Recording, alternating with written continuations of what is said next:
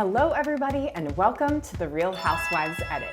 My name is Elle and I am here to talk about the two loves of my life, editing and housewives. We have so much to talk about. I am back here doing Vanderpump rules because I have just not been too inspired by the Real Housewives of New Jersey. In this scene, I know there was a lot of talk of whether, the scenes in VPR were actually recut to add more of the Scandoval and sort of like the foreshadowing of what's going on. And in today's video, I'm going to cover some of the moments that I thought could have been recut and some of the moments that I thought, wow, they would have recut this if they recut it, so they couldn't have recut. I'm so sorry, you guys. I know you guys tell me not to apologize for what I put on my channel, but I do feel a little bit of a responsibility since the channel is called The Real Housewives Edit. Me covering a scene that I just don't find that inspiring or that interesting to watch from an editing perspective is not going to be fun for you guys to watch. I can just guarantee you. Believe me, I have some videos that sit on my computer that I still haven't put out to you guys from other shows and things like that because the videos just didn't turn out that well. I just obviously wasn't that excited about it. I probably could put a spin on it and just tell you guys why maybe I'm not inspired by it, but I don't want to do a video that's just all negative. I love my housewives, I love my ladies. This whole channel, the reason why I started it was just to have a creative outlet to talk about the things that I love, and if I'm not totally loving New Jersey right now, I'm just not going to be able to talk about it and make it really enjoyable for you guys. So I apologize, but we're doing another Vanderpump rules. I said I was going to cover a Real Housewives of New Jersey. There just have not been scenes that I've been like, oh my gosh, I can't wait to cover that. Now, what I will say was there was one moment in last week's Real Housewives of New Jersey that had me leaning in like nothing else, and here it is. I live at your four nieces. I wear your father's pajamas at night to make them feel safe and loving. Do you know that?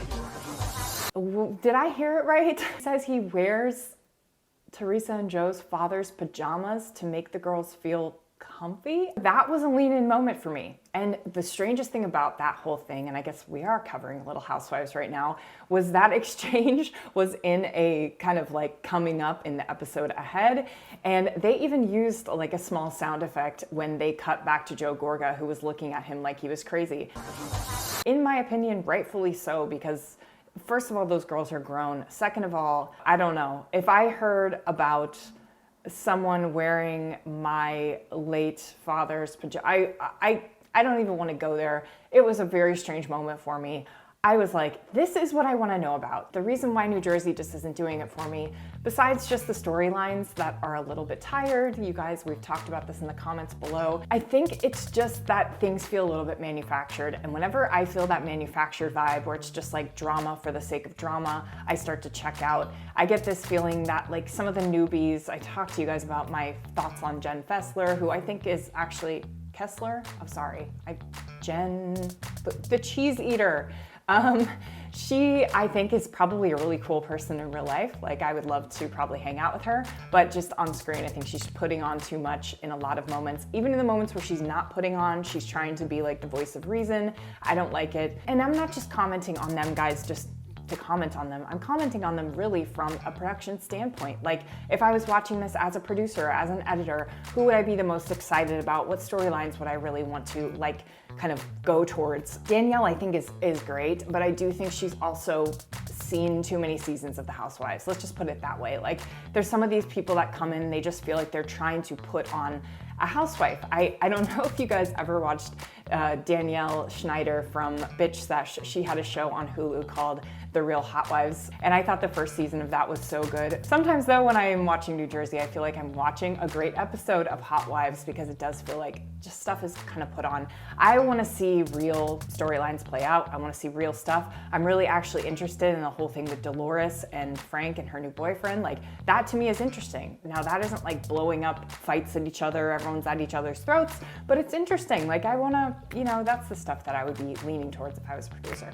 Anyway, we're gonna jump into Vanderpump rules today because I have found it So beyond fascinating, not just the whole Scandoval of it all, but just this season, the scenes, the way that they're playing them. They said none of the episodes were recut, but I just have a feeling there were some little things put in here as recuts, and we're gonna talk about that as we jump ahead. Sorry for the longest intro ever. Again, you guys can always skip. The timestamps are in the show notes below. But I just wanted to thank you guys. We have hit 5,000 subscribers. That means, as you guys know, as I promised in my last week's episode, we're going to do another live. I think it's going to be next week. I'm going to check my work schedule and see if I can work it out to do a live with you guys. I'm so excited, but we are just going to celebrate. We're going to talk about Scandoval. We're gonna break down a scene. It's just gonna be a fun hang for you editing nerds. So thank you so much for everything you guys do. Every time you watch it and you like and comment, that signals to YouTube like, hey, this is actually something people who like Housewives might wanna watch. And so they push it to other people. I think that's how it works. So I really appreciate you guys are doing the most. Without further ado, let's jump right into the scene.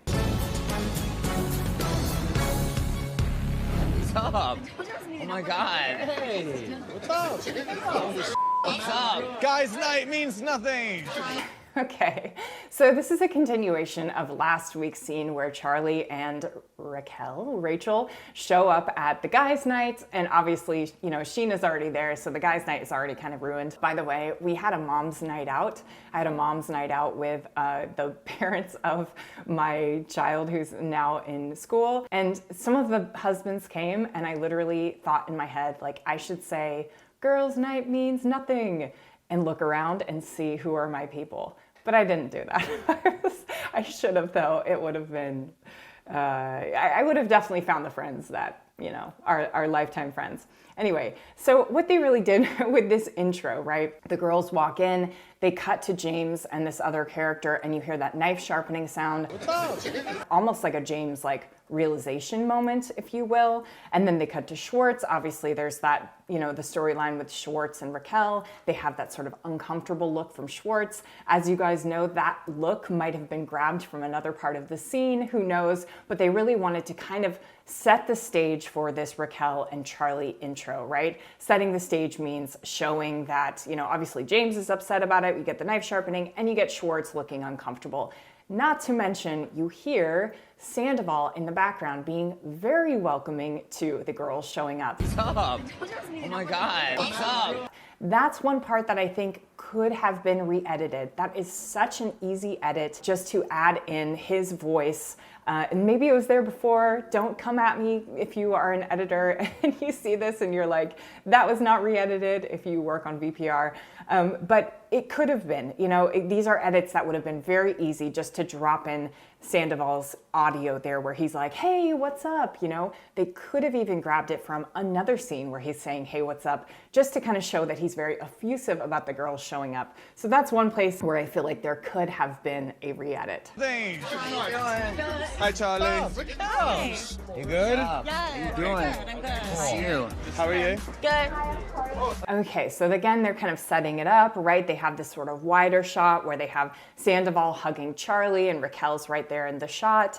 Now, I don't think that was a re-edit. I think they were just showing like intros, you know, the guys are kind of welcoming the girls. They show James like saying hi to them. So it's sort of building tension. So by introducing that James was uncomfortable and Schwartz was a little bit uncomfortable, they're kind of rising tensions. And so in this little moment where everyone's hugging each other, for you, you should be excited. That's what they're trying to do to the audience, right? We already know that the stakes are a little bit high. You know, guys' night means nothing. And then now we have these intros, and this is sort of just vamping for you to feel like, ooh, what's gonna come? What's gonna come? What's gonna happen? Like, I wanted the guys now. I wanted to be like boys. Like, I'm so happy. I've got a sexy-ass girlfriend. I love her butt. How are you guys doing? What's happening with the ladies? Like, you know what I mean? I wanted this to be a guys' night. G-U-Y-S, guys' night. Where are you going? I still think that James is like, he's just so funny. I can't. He's done terrible things just like everyone on this cast, but wow, he just makes me laugh. But as they're doing that confessional, as you hear the audio from his confessional, they're showing him, you know, they're showing coverage of him in the actual scene, looking kind of uncomfortable, kind of isolated, kind of like, I'm going along with this because everyone else is. Remember, the storyline with James is also that he's feeling a little out of place. He feels like Everyone's kind of kicked him out and brought Raquel in with open arms. He's going to talk about that in a minute. So him looking like he's a little bit alone amongst a crowd of happy people, while this confessional audio of him saying what is on his mind in this scene, which is really what confessionals are supposed to do. They're supposed to give you insight into what's on his mind. You know, he's talking about what's on his mind. I really just don't like it. It's supposed to be guys' night. He's spelling it out, etc. Where are you going? When did you come to the Daily Mail? Charlie, you want a shot?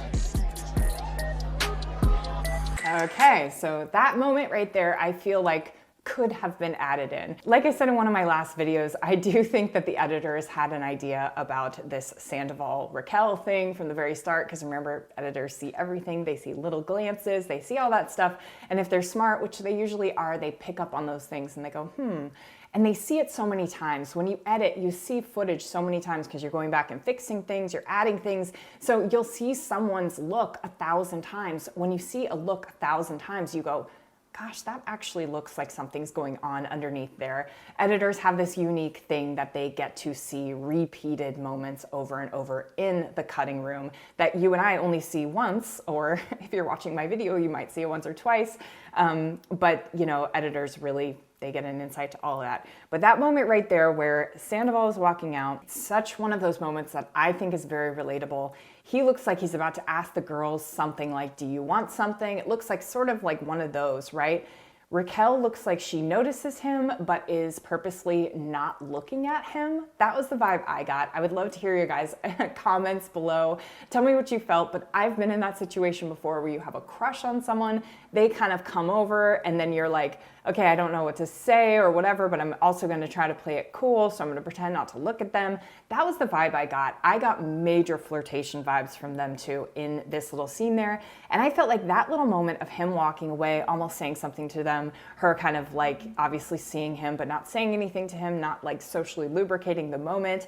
I felt like that was something that the editors could have added in later. What do you guys think? I would love to hear it in the comments below what you think.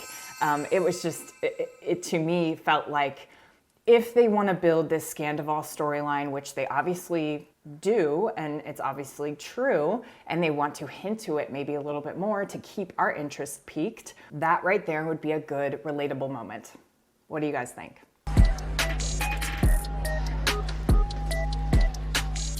I didn't know this was happening. Sorry, I'm a little overwhelmed. Okay, so we get down to the bathroom, right? We're not in the bathroom yet. The camera, you can obviously see the door of the bathroom, and you hear the pre-lap, you hear the voice of Sandoval saying, I didn't know this was happening. so anytime you see like a door and you hear voices, it really, to me, it feels like an exciting moment in reality TV. I don't know about you guys, but every single time we've been in a situation where, you know, so we see a door closed and we hear voices, just like on Real Housewives of Dallas when we heard that one housewife say like she's got hands, not knives. That was hilarious.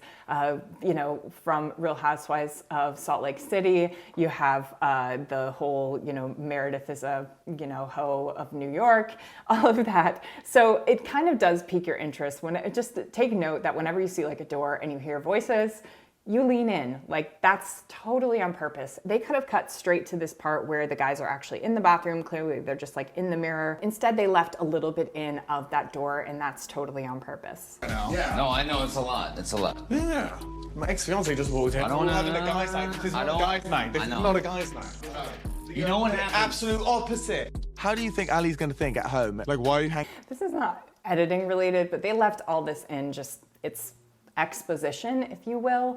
Exposition is really something where you have the characters on screen explaining things that are happening and explaining their feelings on it. So instead of it being subtext, or instead of the audience having to understand just by the actions that are happening on their screen, you'll hear a lot of characters do exposition. And I don't know if they kind of push the people that are in reality TV to to do exposition, but you'll hear it a lot in movies, right? Someone will be like, you know, where did he go? And then they'll explain an entire plot point without you necessarily even seeing it, or maybe you saw a glimpse of it, but you always have a character being like, you know, he went down the hall and took the red pill and blah, blah, like telling you basically what happened, but without you having to see it all, or you can just see a little bit of it. Or if they really want to bring it home, they'll tell you again. I've been in situations before where the action that was happening just wasn't clear enough. So they'll find a way to not reshoot, but they'll find a way to do ADR, which is voiceover. Later, you know, after the movie is all shot, they'll find some way, and I hear this done in movies all the time, where it'll be on another actor, the camera will be on another actor, and you'll hear this obviously voiceover thing where it's like, he went to the basement, like it's supposed to be another character talking, but it so clearly didn't happen in the scene. But maybe they got feedback because they do these test audiences, you know, where they show the movies to test audiences. Maybe they got feedback that the audience did not know that the guy, you know, went in the basement or whatever. So they're like, okay, we got an ADR line in there. Basically, we have to put a voiceover in there to make it more clear. So the other alternative, sorry, that was such a tangent, but maybe that's interesting to you guys. But the other alternative is to have the characters give more exposition. Here you're getting exposition from James. He's just saying what we all know. My ex-girlfriend just walked in and it's guys' night. He's just saying it very plainly. You know, again, I don't know if the producers push them to do that, but I wouldn't be surprised because it helps us kind of wrap our head around what's happening, what are his feelings on it, all of that. I also just think James is just kind of like that. I just don't think he's coached to do that. I just think he's good at reality TV because he's very just in your face with what's going on. Up here comes out here, if you will. Ali's gonna think at home, like, why are you hanging out with your ex right now? I thought it was Schwartz's night. I thought we were coming out. I thought we had a room upstairs, like we were popping bottles like we do every year. This just creates like insecurities and It's really interesting there to see Sandoval. I keep wanting to say Scandoval. It's Scandoval. Sandoval. Sandoval's reaction to James. James is clearly upset. Sandoval is acting like he's totally upset, but you can tell if you are a human being on this earth that he's not upset. He's kind of doing that, oh, I know, bro, I know. We've all been there before. We've seen people acting like that, like, oh, it's just like, it's like how I act when plans are canceled. I'm like, oh no, really? Like, really? But deep down inside, I'm so happy I don't have to get clothes, like real clothes on. Okay. and untrust. Something I don't want in my new relationship. Let's walk out. No, let's go out here for a second. Let's go out here for a second. Are you good? Yeah, I mean, And just a tiny little thing there. You can hear like the mic kind of cut out for a second there as they were walking out. No, let's go out here for a second. Let's go out here for a second. Sometimes a mic pack shakes or sometimes batteries go out. Sometimes, you know, something happens, something shorts out. Audio problems happen all the time. I'm surprised they don't happen more in reality TV. In my time, when I was in production, the biggest thing with audio was always batteries and cords. So cords can get twisted, cords can get old, and they can cause sound problems. That's why you have a sound person always on headphones listening to everyone's voice, making sure that everyone's voice is coming in clear. The other thing is batteries. These mic packs pull a lot of power, so they're constantly changing out batteries. I have rechargeable batteries in mine. I'm sure they use rechargeable batteries, but I don't know if that's still a problem anymore. I'd love to know. I haven't been on a set in so long. I just want to have fun. The whole purpose of this trip was to have fun, and it's been the opposite of that. Katie's mom was there. Okay, so you could hear, you know, that Raquel and I think Charlie said it at the same time. We just want to have fun. Schwartz starts laughing.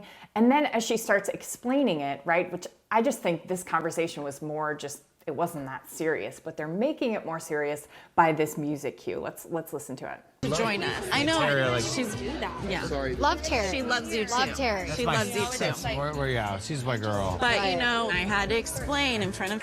Okay, so they basically have two cameras, right? They have the 3-shot with Sheena, Raquel, and Schwartz, and then they have this sort of like over Raquel's shoulder or over her profile to Schwartz. And they're cutting back and forth because I think they're cutting this conversation down a lot to sort of the meat of it.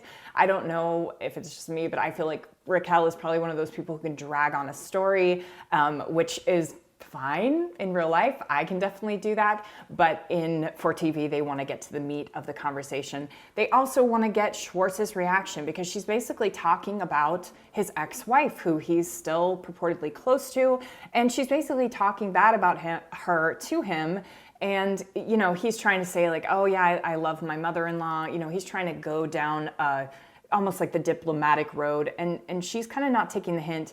And the music is kind of giving us a little bit of that ominous, like suspenseful feel right here. Terry, the fact that I entertained the idea of making out with you, and then she started crying, and then Talk to me. What the Okay, so then the music sort of had gone from this sort of suspenseful thing to sort of this lighter cue when she starts talking about the, you know, I was gonna make out with you type thing. the fact that I entertained the idea of making out with you, and then she started. Then we hear Sandoval's voice. We don't see him yet, but we hear him come in and be like, talk to me? What the happened? here he comes to save the day. If it was, you know, if they were asking me, I would say they hadn't started their affair yet because they just feel like they're like new people flirting with each other. Like they haven't exactly, like they're still in that like, ooh, very, very flirtatious phase. I feel a ton of flirtation from this scene. What do you guys think? It's just my opinion. Maybe it's colored by the fact that I already know what went down, but even if I didn't, I would still, like this situation, no. What the happened? Oh my God. Okay. I was being young and fun and single, living my life, and these girls like literally set me up to make. Okay, so, sorry, I have to keep stopping.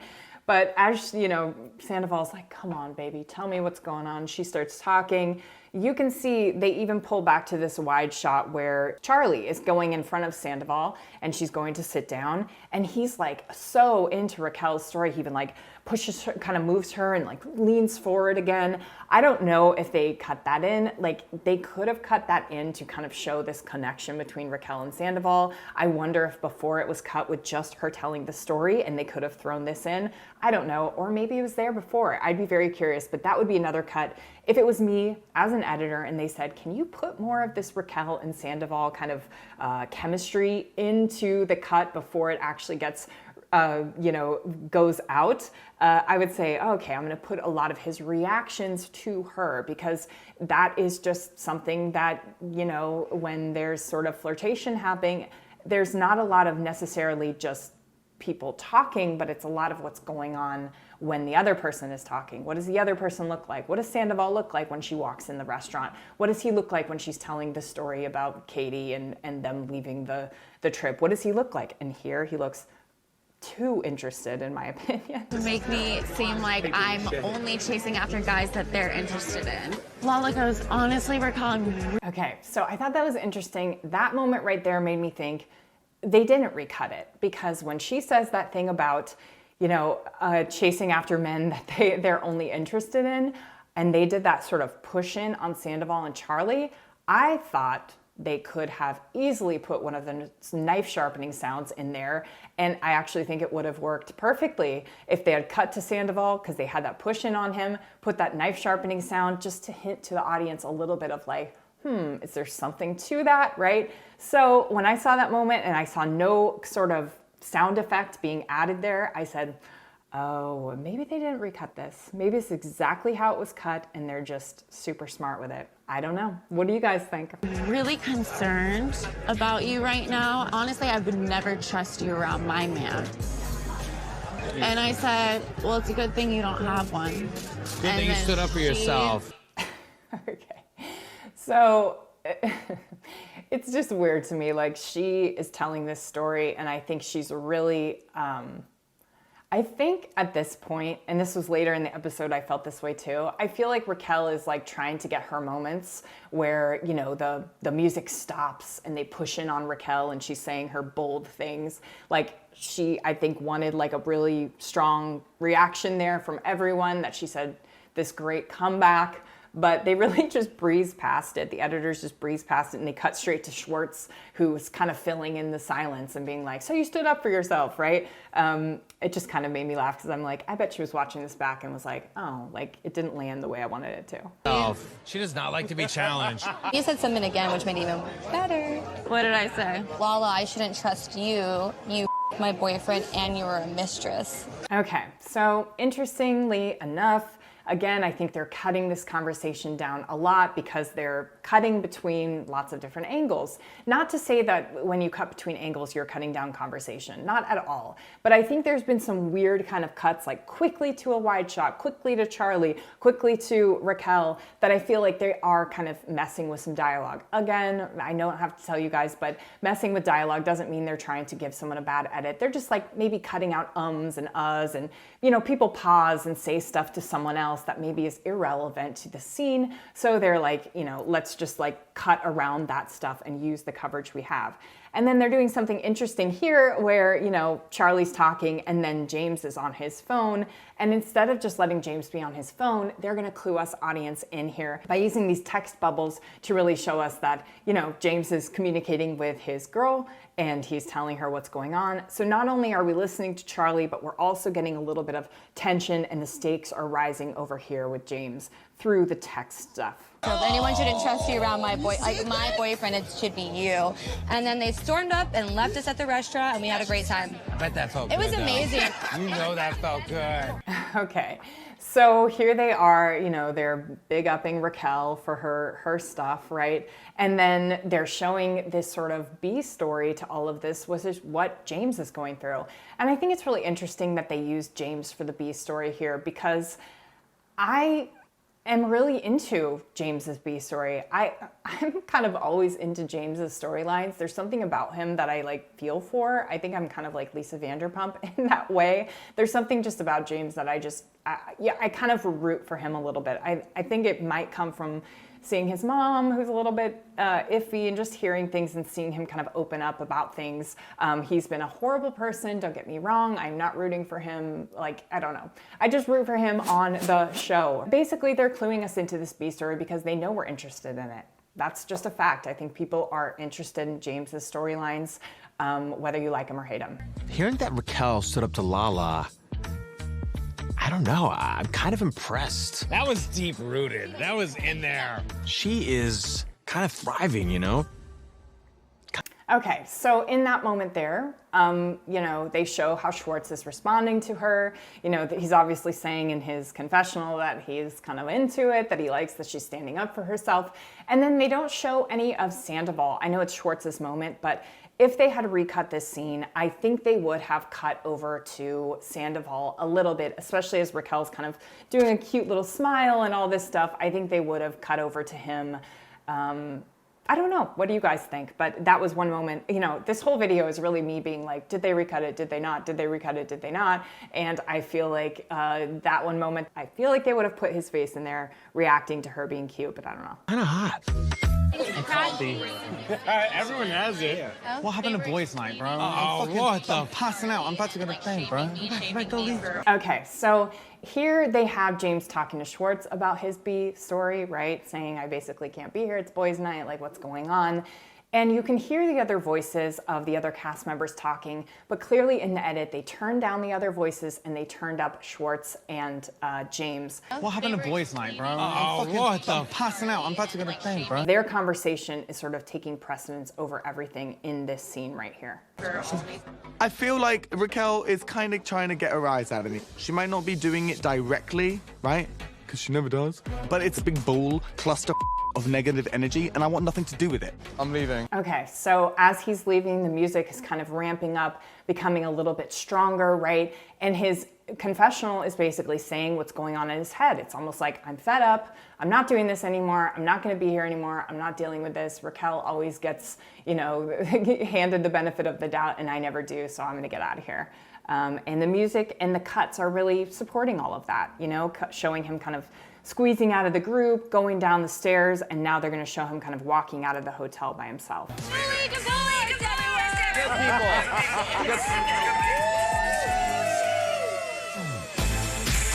Okay, so as they're cheersing and having the best time, they cut to James as he's walking out of the hotel all alone, and it's really to show that dichotomy, like they're all having fun up there, they're all doing their thing, and here's James, he is walking out feeling sad, it wasn't exactly what he expected, and us as the audience, we either care or we don't care. But I do think there's something to this, I think also in a strange way, this puts James so on the right side of history by kind of avoiding Raquel, trying to out her for who she really is. You know, he's saying like, she never gets in trouble for this. Like, I always get the, you know, people always like try to push me out and she never does anything wrong, you know. And I do think that this edit kind of puts him on the right side of history. I don't know what you guys think. Anyway, I just wanted to cover that scene. I thought it was so interesting the way that I thought maybe they could have put stuff in that was a recut, but then also I was like, no, they would have put these things in if they were smart in the recut, and I know they're smart. Thank you guys so much for watching. I'm going to be covering the trailer as well.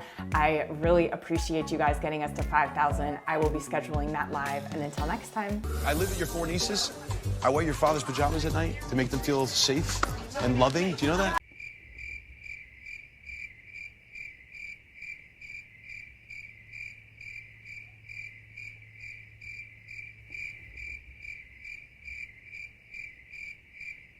Okay.